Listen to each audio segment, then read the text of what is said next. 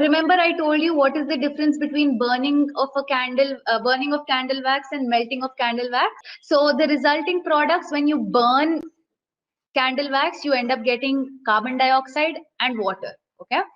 Watering of plants. When you water a plant, the water can be evaporated out of the soil.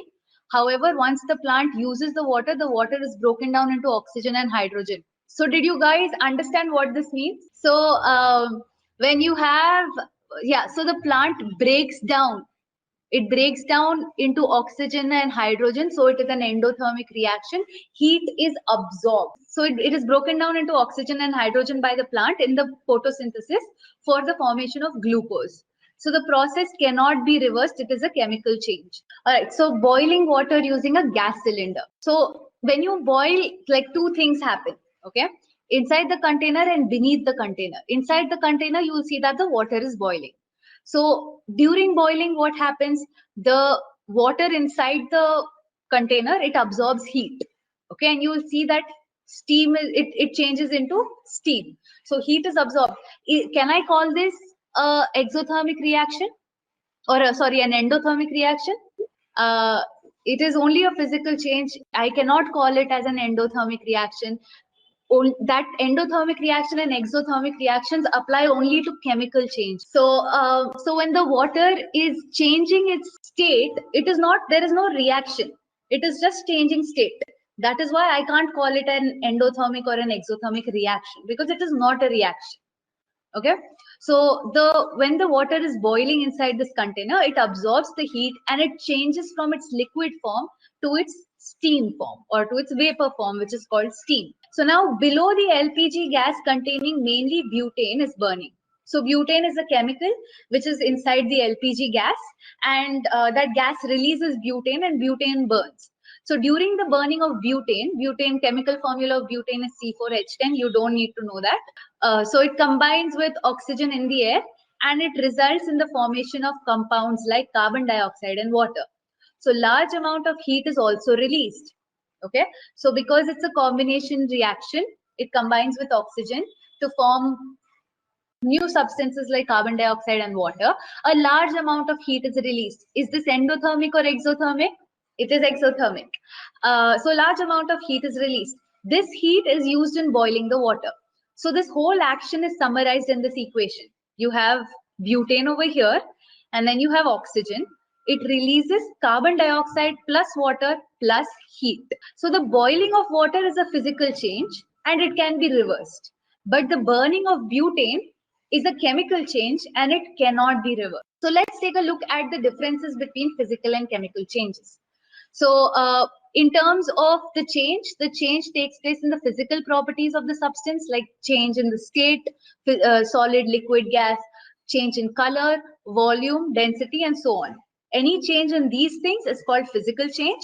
And whenever a change takes place in the chemical composition of a substance, it is a chemical change. Okay, now composition. The identity of the molecule substance remains same. Even and there is no new substance formed. For example, if I have ice, it has water molecules. If I have water, it has water molecules. If I have steam, it still has water molecules. There is no new substance. In all these forms, in all these different states, I still have only water molecules. Okay, but whereas in a chemical reaction, the identity of the molecule or substance changes and a new substance is formed whose properties differ from those of the original substance. Now, temporary or permanent change.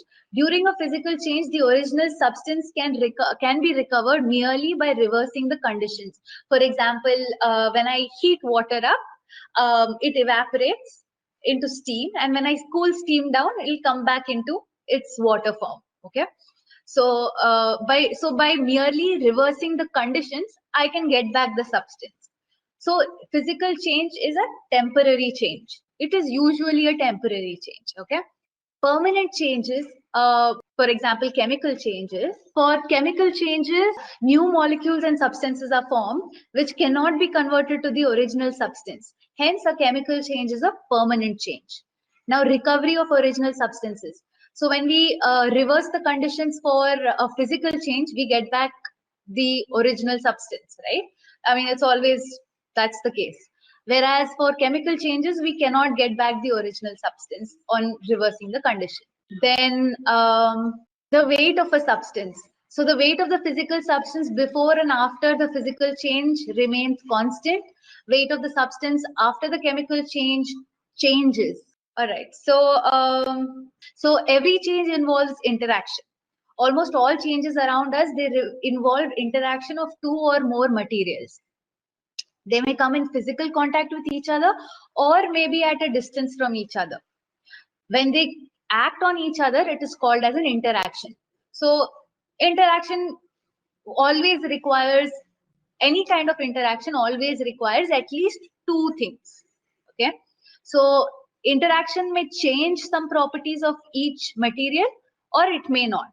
So if I have a football, like in this case, and I kick the football, it is going to move, right? But if I don't kick the football, is it going to move?